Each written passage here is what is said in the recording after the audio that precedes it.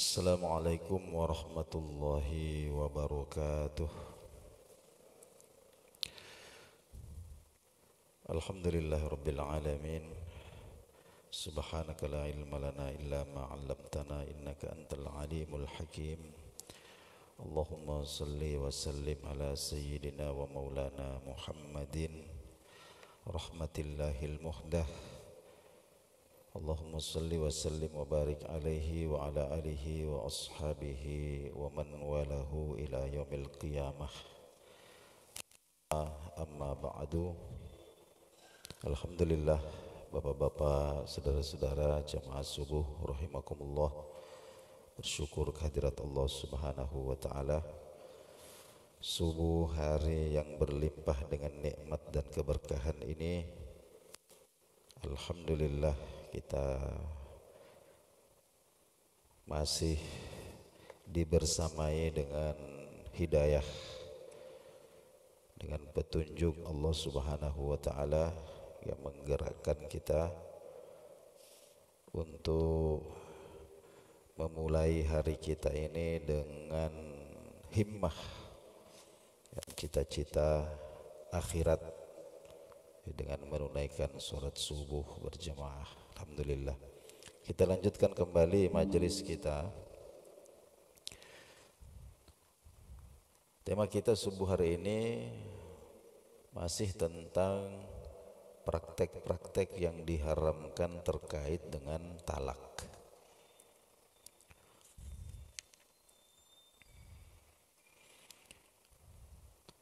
Subuh kemarin kita sudah bicarakan tentang talak bid'ah. Talak bid'ah itu adalah menjatuhkan talak ketika istri dalam keadaan tidak suci, apakah karena haid atau karena nipas.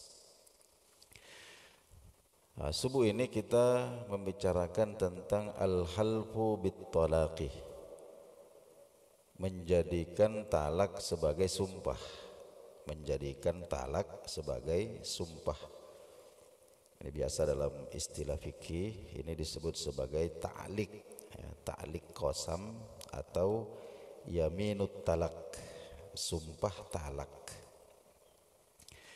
Apa yang dimaksud dengan sumpah talak dan bagaimana konsekuensinya?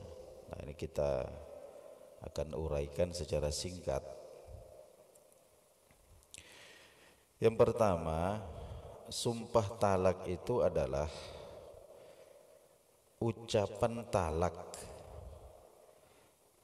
yang jatuhnya itu digantungkan pada suatu kondisi atau perbuatan di masa depan.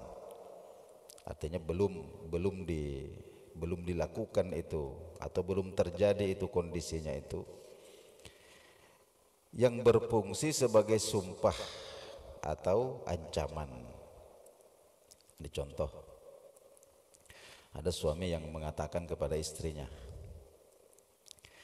jika kamu pergi ke rumah orang tuamu tanpa seizinku, maka jatuh talak 1 padamu. Nah, jadi di sini suami menjadikan satu perbuatan, yaitu perginya si istri ke rumah orang tuanya tanpa izin. Kalau sampai dia lakukan di masa yang akan datang, maka sumpahnya adalah jatuh talak 1. Nah, ini hukumnya haram seperti ini. Atau contoh yang lain, ada seorang suami yang mau berhenti merokok, umpama ini mau berhenti merokok. Ini sudah berbagai macam cara ditempuh, tidak bisa juga. Ya, sudah ini ternyata masih merokok. Akhirnya kemudian dia menempuh alternatif yang ekstrim, ya, pakai sumpah talak.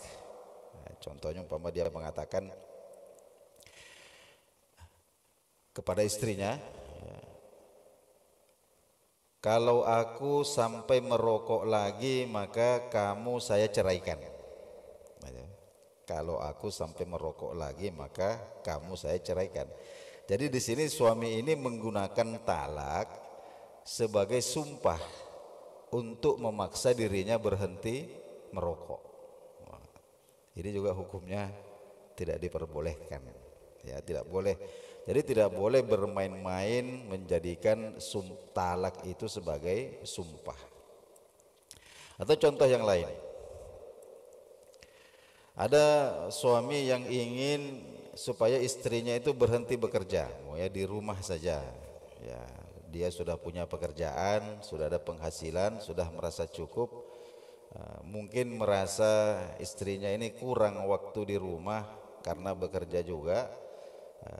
Tapi diberitahu tidak mau.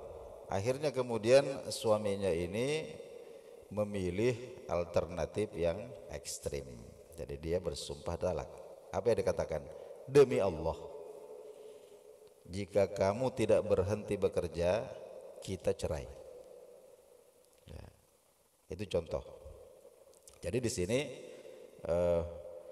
suami menggunakan satu kondisi tertentu, yaitu ketika si istri itu tidak mau berhenti bekerja, maka talaknya jatuh. Atau kata lain,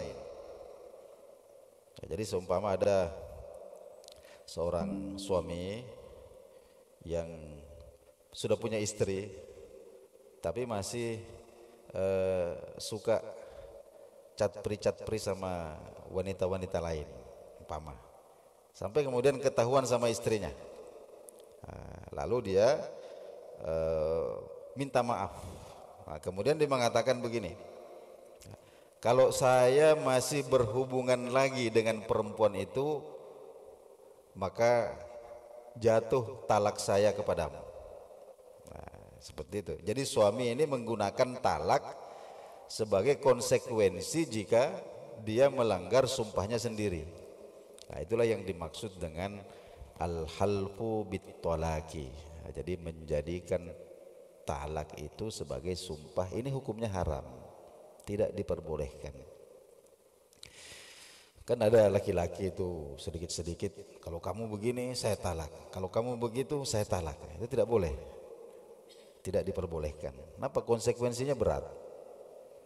Ya, jadi ucapan itu, ucapan yang seperti itu ada bobotnya, ada nilai hukumnya. Ya. Nah, pertanyaannya sekarang, apakah talaknya itu jatuh?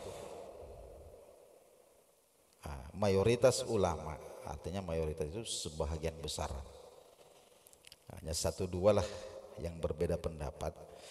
Mayoritas ulama mengatakan bahwa jika syarat atau perbuatan yang disebutkan itu terjadi, jadi seumpama tadi istrinya itu kemudian pulang ke rumah orang tuanya tanpa seizin suami, atau suami yang sudah bersumpah talak tidak mau merokok lagi tiba-tiba merokok lagi.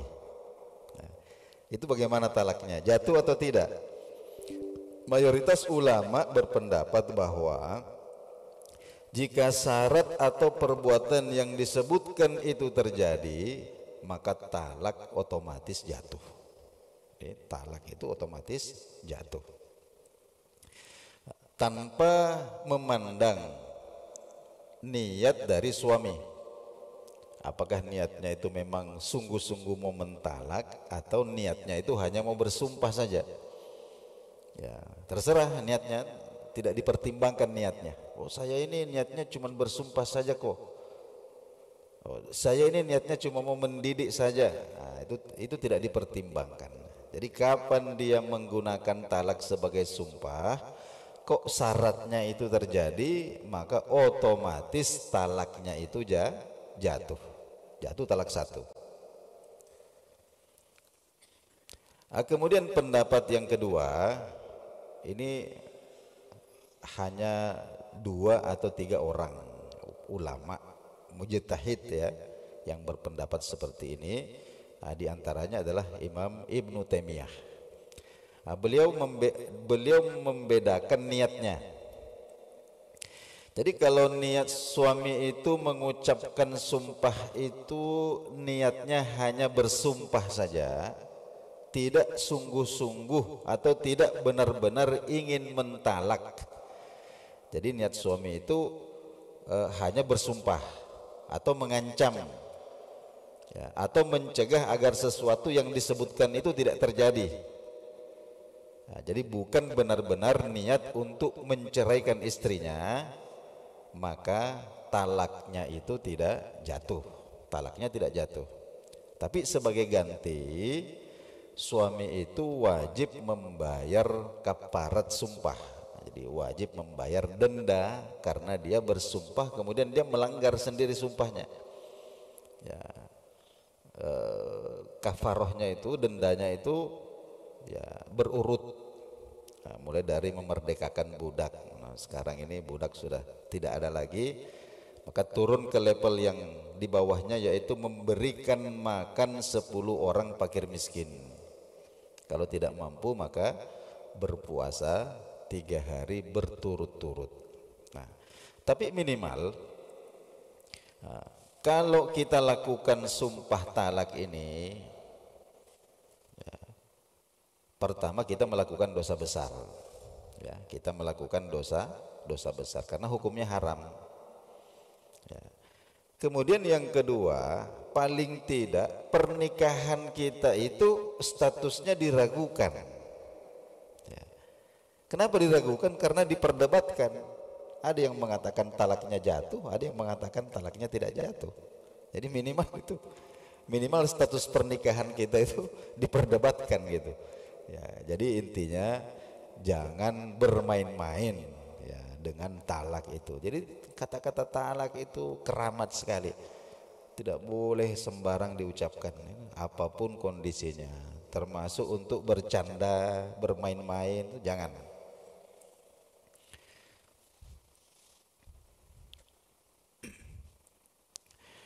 Kemudian selanjutnya adalah al-mutallaqatu tabqa fi baitiz zawjiyati muddatal iddah. Nah, ini termasuk ketika talak itu dijatuhkan, maka istri atau wanita yang tertalak itu selama masa iddah harus tetap tinggal di rumah. Maksudnya rumah ini rumah yang ditempati oleh suami istri itu. Ya, rumah yang ditempati baitiz zaujiyah. Ya, apakah di kontrakannya atau sudah punya rumah pribadi. Ya, artinya tidak boleh dikeluarkan dari rumah yang mereka tempati selama menjalin hubungan suami istri. Ya.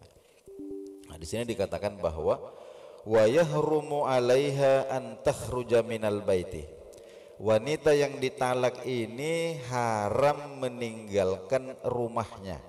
Haram meninggalkan rumahnya. Kama yahrumu 'alaz zauji ay yukhrijaha minhu bighairi haqqin. Sebagaimana suami juga diharamkan untuk mengeluarkan istrinya ini dari rumahnya itu tanpa alasan yang dibenarkan. Nah, kenapa demikian? Nah, karena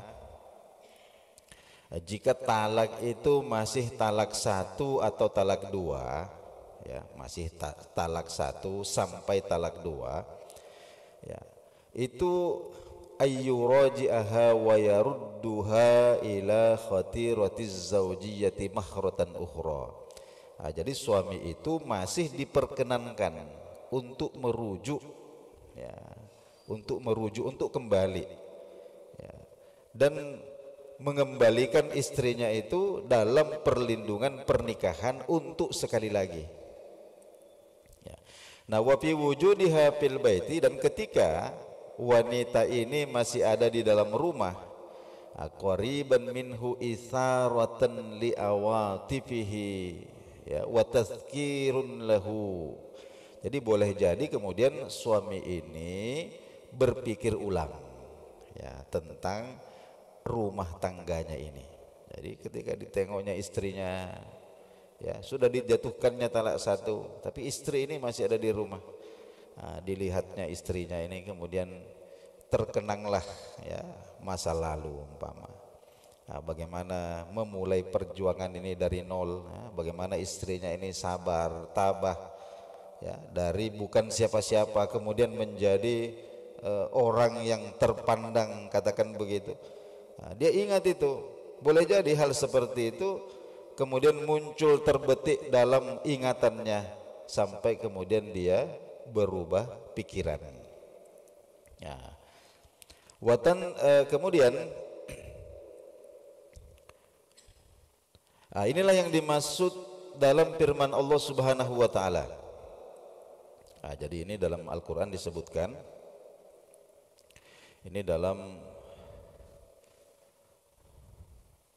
surah At-Talaq ya. Surah At-Talaq ada, kemudian disebutkan juga dalam suratul Baqarah.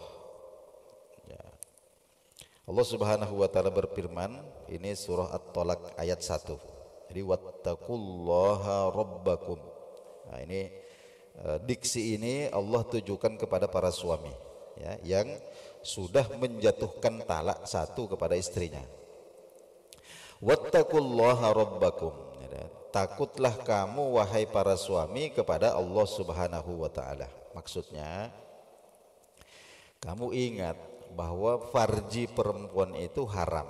Aslinya itu haram. Artinya sesuatu yang terhormat, sesuatu yang dimuliakan. Nah, jadi tidak boleh sembarang dilanggar. Kapan kok seseorang ingin ya, maka dia harus menghalalkan farji itu dengan nama Allah. Ya, kan begitu. Makanya akad nikah itu termasuk mitsakan ghalidha. Jadi perjanjian yang berat karena menggunakan nama Allah untuk menghalalkan itu. Makanya di sini ketika seorang suami kemudian sudah menjatuhkan talak satu kepada istrinya, Allah kemudian mengingatkan mereka kepada perjanjiannya dulu. Nah, makanya Allah mengatakan wattaqullaha rabbakum. Takutlah kalian kepada Allah rabbakum, Tuhanmu. Ya. Kemudian Allah Subhanahu wa taala memberikan arahannya. Apa itu? Setelah Allah mengatakan kamu takutlah kepada saya. La tukhrijuhunna min buyutihinna. Jangan sekali-kali kamu ya, mengeluarkan istri-istrimu itu dari rumahnya. Ya. Kamu sekarang saya sudah jatuhkan talak satu, kamu jangan tinggal di sini lagi. Ya. Kamu pulanglah ke rumah orang, itu tidak boleh, itu hukumnya haram. Ya. La tukhrijuhunna min buyutihinna. Jangan sekali-kali kamu keluarkan istri-istrimu itu dari rumahnya. Wala yakhrujna, dan si istri ini juga tidak boleh kemudian melakukan inisiatif untuk meninggalkan rumahnya itu. Illa ayyatina bifahishatin mubayyinah. Kecuali jika terbukti bahwa perempuan ini melakukan perbuatan keji, artinya berzina, dia berselingkuh. Ya, tentu ini secara psikologis kalau memang terbukti bahwa wanita ini berselingkuh dengan laki-laki yang lain, lalu kemudian suaminya ini menjatuhkan talak satu, ya, maka kalau kasusnya seperti itu maka diperbolehkan wanita ini kemudian dikeluarkan dari rumah itu. Karena tentu tidak bisa kita bayangkan bagaimana perasaan seorang laki-laki ketika satu rumah ya, dengan istri yang secara fakta tidak terbantahkan sudah melakukan perzinahan dengan laki-laki lain.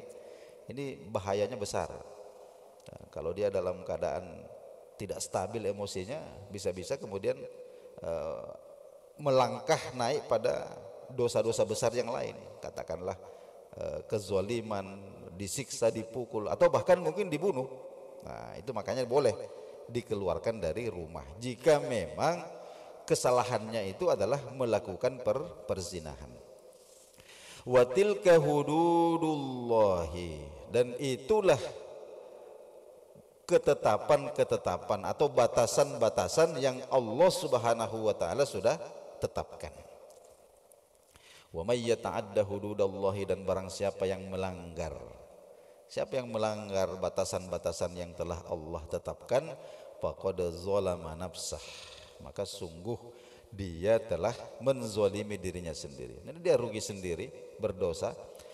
La tadri, kenapa kemudian Allah Subhanahu wa taala arahkan kita untuk tidak mengeluarkan istri yang sudah kita jatuhkan talak 1 kepadanya atau talak 2. La'allallahu yuhditsu ba'da dzalika amran, barangkali Allah Subhanahu wa taala kemudian memberikan solusi.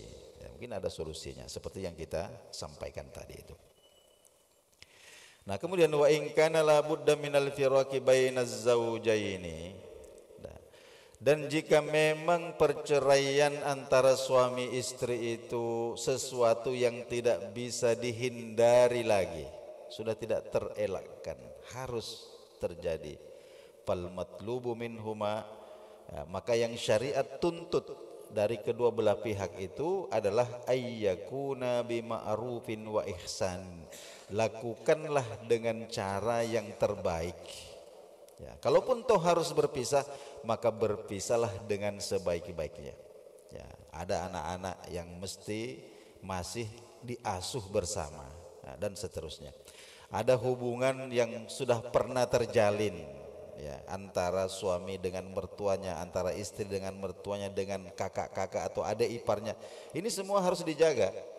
Oleh karena itu, ketika tidak terelakkan lagi perceraian itu, maka syariat menginginkan supaya kedua belah pihak ini melakukannya dengan cara yang terbaik, bila izain, tanpa menyakiti, wala idha'atil huquqi, dan tidak mengabaikan hak masing-masing.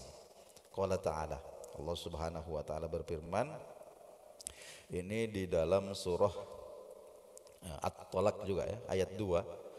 Allah Subhanahu wa taala berfirman, fa amsikuhunna bima'rufin aw farikuhunna bima'rufin. Fa amsikuhunna,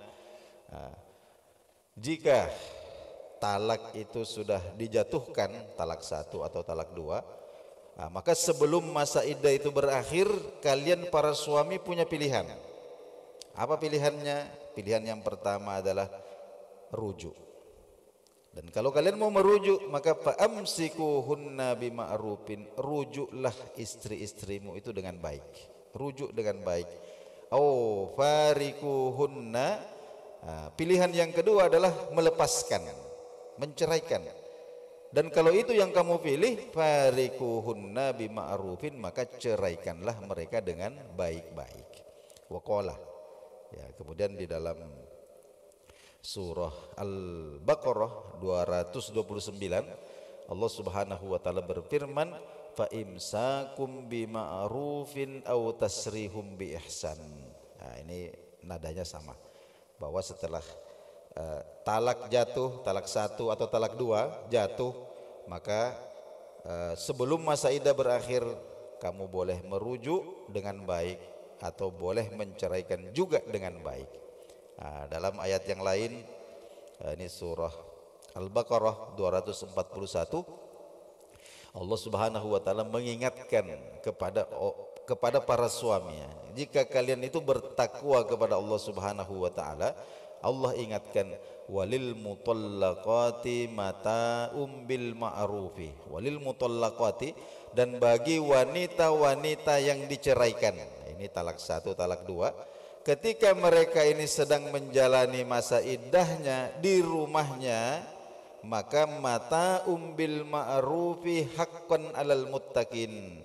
Mata'um bil ma'ruf, maka mereka berhak untuk mendapatkan mut'ah. Nah, mut'ah itu apa? Nafkah di masa iddah. Nah, jadi nafkah di masa iddah. Jadi kalau talak 1, talak 2 itu, bapak-bapak saudara sekalian, itu nafkah itu masih jalan terus, ya, nafkah itu masih jalan terus, ya, itu namanya mata, hak mut'ah. Jadi wanita-wanita yang diceraikan talak satu, talak dua, di rumahnya itu masih berhak untuk mendapatkan nafkah. Nah, di masa iddahnya diberikan bil ma'rufi dengan cara yang baik, haqqan 'alal muttaqin, dan ini adalah suatu kewajiban ya bagi orang-orang yang takut kepada Allah Subhanahu wa taala. Ya, baik. Bapak-bapak, ibu-ibu, jamaah subuh rahimakumullah, kita cukupkan dulu kajian kita subuh hari ini. Insyaallah pekan yang akan datang di waktu yang sama kita akan lanjutkan kembali kajian kita ya, masih seputaran tentang talak dan lain-lain sebagainya. Baik. Subhanakallahumma wa bihamdik asyhadu an la ilaha illa anta astaghfiruka wa atubu ilaik. Wallahu a'lam bissawab. Wassalamualaikum warahmatullahi wabarakatuh.